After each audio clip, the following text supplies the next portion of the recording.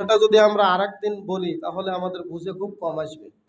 আজকে আমরা 10টা মিনিট নিয়ে সূরা নাস ফালাক শুনি, তাহলে আমাদের খুব ভালোই বুঝে আসবে। সূরা নাসটাও নাজিল হয়েছে 21 নম্বর সূরা হিসেবে।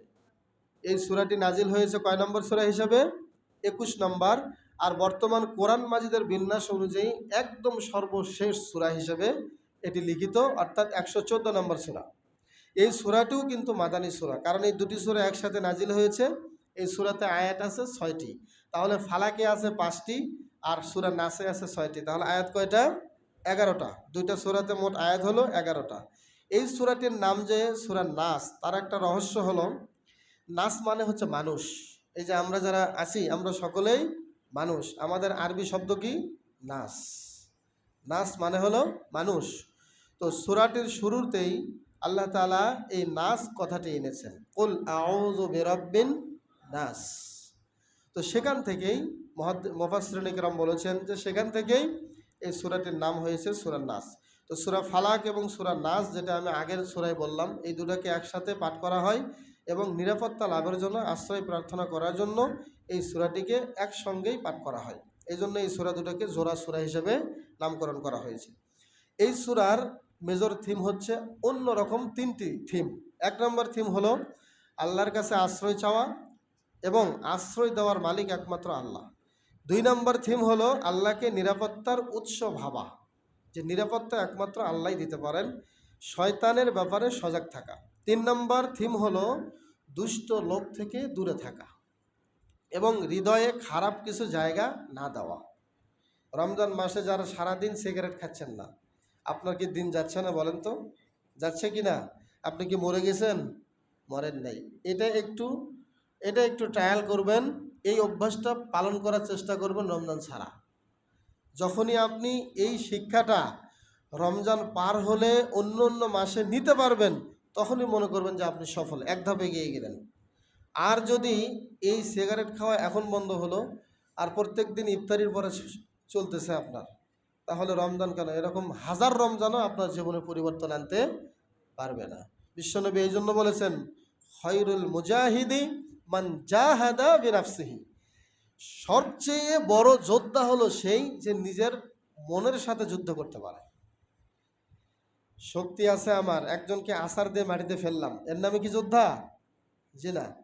নিজের নফসের সাথে, নিজের মনের সাথে যারা যুদ্ধ করতে পারে তারাই হচ্ছে আসল যোদ্ধা। সম্মানিত উপস্থিতি, এই সূরাটিও অন্য অন্য সূরার সাথে এই সূরারও একটা সম্পর্ক আছে। সেটা হলো আল্লাহর কাছে যা যা থেকে আশ্রয় চাওয়া হয় সেই বিবেচনায় সূরা নাসকে ধরা হয় সূরা ফালাকের পরিশিষ্ট ও পরিপূরক। অর্থাৎ সূরা ফালাক থেকে যেরকম আমরা শিখলাম আল্লাহর কাছে আশ্রয় চাওয়া, সূরা নাস থেকেও আমরা এরকম শিখতে পারবো যে আল্লাহর কাছে আরও কি কি থেকে আশ্রয় চাওয়া যায়। এবং পাশাপাশি এই সূরার শুরু এবং শেষের একটা সম্পর্ক আছে। সেটা হলো সূরাটির শুরুতে মানুষের রব তথা আল্লাহর কাছে আশ্রয় চাইতে বলা হয়েছে, কিন্তু কি বিষয়ে আশ্রয় চাইতে হবে আল্লাহ তা জানালেন সূরার শেষের দিকে। অর্থাৎ যে মানুষের অন্তরে কুমন্ত্রণা দেয়, হোক সে জিন অথবা মানুষ। সূরাটির শুরু এবং শেষে আরও একটি সম্পর্ক আছে। সূরাটির শুরু ও শেষ একই শব্দের মাধ্যমে হয়েছে, তা হলো নাস। কুল আউযু বিরাব্বিন নাস, শেষে আছে মিনাল জিন্নাতি ওয়ান নাস। তাহলে সূরার শুরু এবং শেষের সম্পর্কটা আমরা সুন্দর দেখতে পেলাম। এই সূরাটির শানুনুজুল সম্পর্কে আমরা আগে সূরা জেনে নিলাম, তারপরেও কিছু কথা না বললেই নয়। সূরা ফালাক এবং সূরা নাস, এই সূরা নাসটি নাজিল হওয়ার প্রেক্ষাপট ওই একটাই, সূরা ফালাকে যেটা আমি বললাম। তো ইতিমধ্যেই সূরা ফালাকের যে শানুনুজুল আমরা শুনে আসছি, এই দুটি সূরাকে একত্রে আল্লাহর কাছে যে প্রার্থনা করার জন্য দুটি সূরা একত্রে মুআউযিজাতাইন বলা হয়, তার কারণ হলো এই দুটি সূরা একসাথে পাঠ করার বিশেষ গুরুত্ব আছে। আল্লাহ তাআলা এই সূরা দুটি নাজিল করে মুমিনদেরকে সৃষ্টিকুলের যাবতীয় অনিষ্ট থেকে সুরক্ষিত থাকার মূল মন্ত্র জানিয়ে দিয়েছেন। তার মানে যত অনিষ্ট আছে সব কিছু থেকে কেউ যদি মুক্ত থাকতে চায়, তাহলে এই সূরা দুটি তেলাওয়াতে তার জন্য যথেষ্ট। সূরা ফালাকে আল্লাহ শারীরিক ও বাহ্যিক ক্ষতির থেকে আশ্রয় প্রার্থনার শিক্ষা দিয়েছেন। অপরদিকে এই যে সূরা নাস, এই সূরা নাসে মানুষের আত্মার অভ্যন্তরীণ কুমন্ত্রণা থেকে সুরক্ষা দেয়।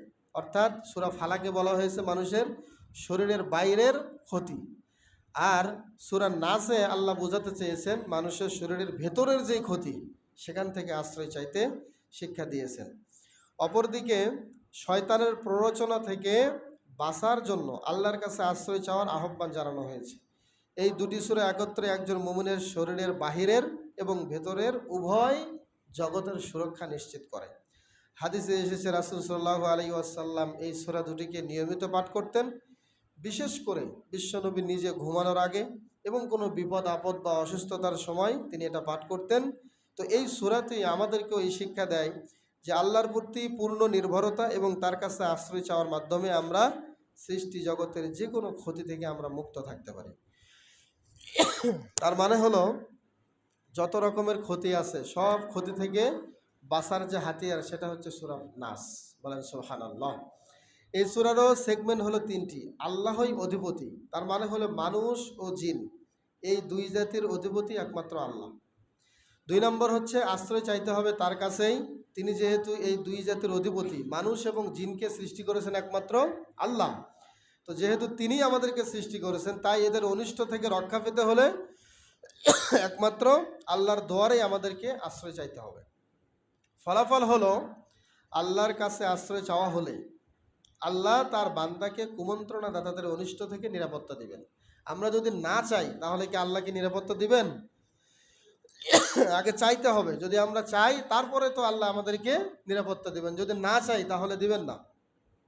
এই সূরাটিরও আলাদা ফজিলত আছে, সেটা হলো আল্লাহ রাসূল সাল্লাল্লাহু আলাইহি ওয়াসাল্লাম সকাল সন্ধ্যায় সুনানে আবি দাউদের 5082 নম্বর হাদিসে এসেছে সকাল সন্ধ্যায় সূরা ইখলাস, সূরা ফালাক এবং সূরা নাস 3 বার করে পড়তেন। কয়বার করে পড়তেন বলেন? মা বোনেরা মনোযোগ দিয়ে শুনবেন। সূরা ফালাক, সূরা ইখলাস, সূরা নাস এই 3টি সূরা আল্লাহর নবী 3 বার করে পড়তেন এবং বিশ্বনবী বলেছেন এই 3টি সূরা 3 বার করে তোমরা পাঠ করো, এবং যদি পাঠ করে তোমরা সকাল করতে পারো অথবা সন্ধ্যা করতে পারো তাহলে জেনে রেখো যে কোনো সমস্যায় এই সূরা 3টেই তোমাদের জন্য যথেষ্ট হয়ে যাবে। এটি একটি ফজিলত। আরেকটি ফজিলত আয়েশা সিদ্দিকার যে ফজিলতটা আমি বললাম, তিনি নিজে আল্লাহ নবীর হাতটা দিয়ে তার সমস্ত শরীর তিনি মাসাজ করতেন, যেটা বুখারীতে এসেছে। তাহলে আমরা বুঝলাম যে আল্লাহকে যদি আমরা বেশি বেশি করে স্মরণ করি, আমরা যদি আল্লাহকে বেশি বেশি স্মরণ করতে পারি, এতে কুমন্ত্রণা দাতা যত শয়তান এবং মানুষ আছে কেউ আমাদের কাছে শয়তানে নিয়ে ঘেঁষতে পারবে না। এবং আসল যে থিম সেটা হলো শয়তানের অসওয়াসা ও প্রতারণার ব্যাপারে সর্ব অবস্থায় আল্লাহর কাছে চাইতে হবে আশ্রয়। এবং পাশাপাশি এই সূরাতে দেখবেন মানুষ শয়তান এবং জিন শয়তানের অনিষ্ট থেকে আল্লাহর কাছে নিরাপত্তা চাওয়া হয়েছে। এখানে মানুষ শয়তানের 2-1টা উদাহরণ দিই আপনাদেরকে আমি। সেটা হলো কোনো ব্যক্তি সম্পর্কে কোনো কিছু জানে না, না জেনেই আন্দাজে একটা কথা বের করে চায় কি জানেন? সমাজে একটা বিশৃঙ্খলা লাগাতে। এগুলো হচ্ছে মানুষ শয়তান। এবং আরও উদাহরণ আছে, অনেক শয়তানের উদাহরণ আছে যেটা আপনারা দেখবেন যে আসলেই এই কাজগুলো মানুষ করে না, যেগুলো আসলে মানুষই করতেছে, কাজগুলো শয়তানের কাজ। তখন মানুষ বলে যে আসলে এটা একটা আস্থা শয়তান, বলে না যে এই কাজটা যে করলো এটা কি মানুষের কাজ? এটা পুরো শয়তান বদমাইশের কাজ। এই কথাগুলো আমরা কেন বলি? এই আসলে মানুষের দ্বারা এই কাজগুলো করা ঠিক নয়। তো এই সূরার যেই গবেষণায় যা পাওয়া গিয়েছে, এই সূরার যে নাম সূরা আন-নাস, শেষ সূরার নাম আন-নাস হওয়া থেকে কোরআনের প্রধান শ্রোতা যে মানুষ সে ব্যাপারে একটা ইঙ্গিত লক্ষ্য করা যায়। এই কোরআনের যত কথা আছে সবগুলো কথা মূলত কার জন্য বলেন তো? মানুষের জন্য। আর মানুষই এর শ্রোতা। কোরআনের শুরু থেকে শেষ পর্যন্ত যা আছে সব কিছু মানুষ কেন্দ্রিক এবং মানুষকে বোঝানোর জন্য আল্লাহ দিয়েছেন। তো যারা এই পবিত্র কিতাব অনুযায়ী সকল বিষয়ে সিদ্ধান্ত নেওয়ার তারা নিতে পারবে, যারা এই কোরআন সিদ্ধান্ত নেওয়ার জন্য কোরআনকে সামনে রাখবে না তারা কোরআন থেকে হেদায়েত পাবে না এবং তারা শয়তানের মতোই শয়তানের চক্রান্তে যারা ডুবে যাবে। তাই কোরআনের সর্বশেষ এই সূরায় শয়তানের আক্রমণ থেকে বাঁচার উপায় আল্লাহ আমাদেরকে শিক্ষা দিয়েছেন এবং মানুষের জীবনে অনিষ্ট আসতে পারে এমন একটি দিকের কথাও এখানে বাকি রাখা হয় নাই, যে কত দিক থেকে মানুষের জীবনে যে খারাপই আসতে পারে সব সাইড আল্লাহ এখানে তুলে ধরেছেন। এসব ব্যাপারে মানুষ যদি আল্লাহর কাছে নিরাপত্তা পায়, তাহলে তাহলে তার কোনো আর অস্থিরতা থাকবে না। অর্থাৎ সে নিশ্চিন্তে নির্ভাবনায় একমাত্র দিনাতিপাত করতে পারবে যে তার কোনো ক্ষতি হবে না। তাই আমাদেরও সকলের উচিত আমরা যেন গোটা কোরআনকে গবেষণার বিষয়বস্তু হিসেবে বেছে নেই, কেননা এর যেখান থেকে মানুষ পাঠ করবে সেখান থেকেই মানুষ উপকৃত হবে। তাই কোরআনকে নিজের জীবনে আমাদের গেঁথে নিতে হবে। যদি গেঁথে নিতে পারি তাহলে দেখব জীবনটা আমাদের সুন্দর হবে, সহজ হবে এবং আল্লাহর রঙে আমাদের জীবনটা রঙিন হয়ে যাবে। বলেন সুবহানাল্লাহ। সর্বশেষ 2 মিনিটে আমরা যা জানবো সেটা হলো এই সূরার শেষ আয়াত যে আছে সেটা কি বলেন তো? মিনাল জিন্নাতি ওয়ান নাস। এই যে শেষ আয়াতটা, এখান থেকে আমরা জানতে পারি যে জিন শয়তানও আপনার আমার অনিষ্ট করে। কোন শয়তান? জিন শয়তান। এই জিন শয়তানও আমাদের কি করতে পারে? খারাপ করতে পারে, ক্ষতি করতে পারে। আবার জিন শয়তানের পাশাপাশি মানুষ শয়তানও আমাদের পেছনে লেগে থাকতে পারে, যেটা আল্লাহ জেনে দিলেন। তো জিন শয়তানের চেয়ে কিন্তু মনে রাখবেন মানুষ শয়তানের যে শয়তানি, এটা কিন্তু আমাদের জন্য বেশি ভয়ানক। জিন যে শয়তানি করে তার চেয়ে বেশি ভয়ানক এবং ভয়ঙ্কর ক্ষতির দিক কোনটা? যেটা মানুষ শয়তানি করে। তো কারণ এটা ভয়ঙ্কর কেন? তারা আমাদের আশেপাশেই থাকে এবং আমাদের সাথে ওঠা বসা করে, এটাই তার কারণ। আমাদের মনে কুমন্ত্রণা দেয় বিভিন্ন পন্থায়, লেখা ও সাহিত্য দিয়ে, বক্তৃতা দিয়ে, কথা দিয়ে এবং অশালীন গান ও ছবির মাধ্যমে। এই যে বাংলাদেশের একজন নায়ক যাকে আপনারা চেনেন, শাকিব খান, চেনেন না? শাকিব খান বলেন, সালমান শাহ বলেন, আরও যত নায়ক আছে, এরা বলেন তো এরা কি আমাদের ছেলেদেরকে আমাদের জীবনে ভালো কিছু দিছে? এরা সবাই তো বললেন না, সবাই কি ভালো, এরা কি ভালো কিছু দিছে? এরা দিছে কি? অশ্লীলতা। এদের জীবনটাই অশ্লীলতা দিয়েই শুরু, অশ্লীলতা দিয়েই দেখবেন শেষ হবে। সেদিন দেখলাম এক বুড়ি, নাম যেন আনোয়ারা না কি যেন নাম, আমি যমুনা টিভিতে দেখলাম, সুন্দর হেজাব পরে এসে লাইভে বলতেছে জীবনে যা করছি মানুষের ভালোর জন্য করছি। বলেন নাউজুবিল্লাহ। এক সময় যখন নায়িকা ছিল তখন নাচানাচি করছে, যখন মায়ের মতো বয়স হয়েছে তখন মায়ের চরিত্রে অভিনয় করছে, যখন বুড়ি হয়েছে এখন দাদির চরিত্রে অভিনয় করছে, করে এখন বলতেছে যা করছি মানুষের ভালোর জন্য করছি। এই মহিলাটারা বুঝাবেন কি দিয়ে যে তুমি যা করছো সব ক্ষতি? এখন উনি বলতেছে আমি যা করছি ভালোর জন্য করছি। তো যাক, যার যেরকম বুঝ। তো তাদের কারো কারো কথাই দেখবেন দিনের ব্যাপারে হাজারো দ্বন্দ্ব এসে আমাদের অন্তরে ঢুকে পড়বে। এদের সিনেমাগুলো দেখলে, এদের চরিত্র দেখলে দেখবেন এমন কিছু কথা আমাদের অন্তরে আসে, মনে হয় যে আমরা আসলে দুনিয়াতে আমরা অপদার্থ, আর যত সুখ যত ভালো ব্যক্তি ওরাই স্ট্যান্ডার্ড, আর আমরা মনে হয় একেবারেই পচা, সমাজের পচা মানুষ আমরা।